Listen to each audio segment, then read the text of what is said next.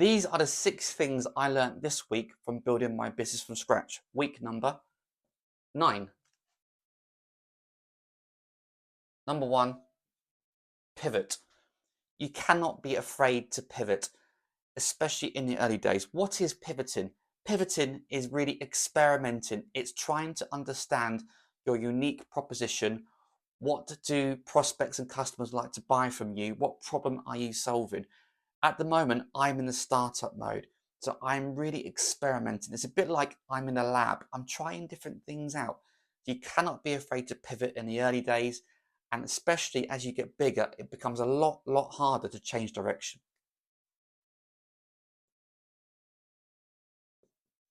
Number 2 is scale. This business and any other entrepreneur out there, it cannot just be about them. In the early days, it can be. But if I use my example, if I am abducted by aliens tomorrow, will my business still thrive and survive? No, it won't. It won't. So I need to build a business that, okay, I can be the heart of, but it cannot be reliant upon me. That is what scale is.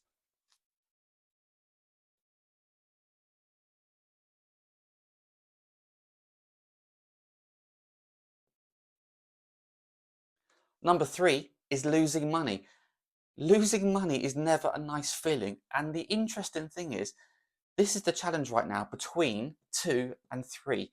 It will be really easy for me to take on lots of different consultancy work, advisory work, and be paid a lot of money for it and actually live a really comfortable life.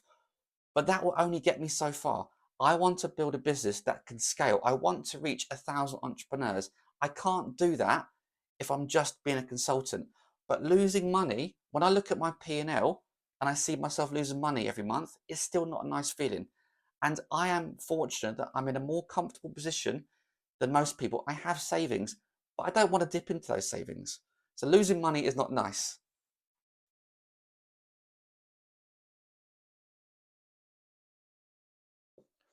Number 4 is trust. All my new opportunities and all my leads right now have come through my network. Probably not surprising. And that is because they trust me. Trust is such an important part of the marketing and sales cycle. And that is why I'm doing these videos. I want to show people the unvarnished truth of how I'm building a business. And to any other entrepreneurs out there, make sure that you either build your profile or you try and make it as your proposition as trustworthy as possible.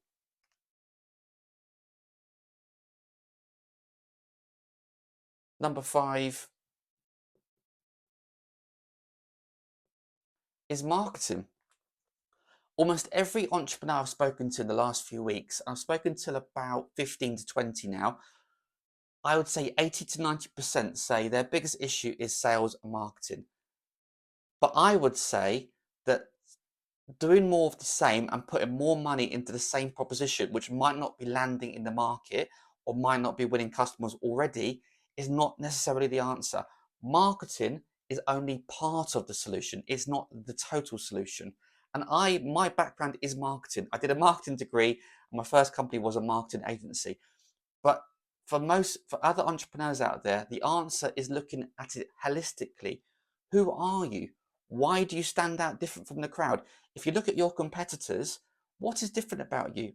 Is it your amazing customer experience? Is it your product? Is it your service? It's got to be something different, and then you reverse engineer it from there. So marketing is important, but it's not the solution. It's only part of the solution.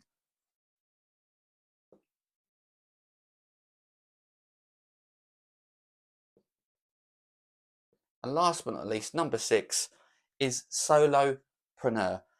It's a new phrase to me, but it really resonates with me at the moment, which is starting a business and doing it and scaling it on your own is really hard.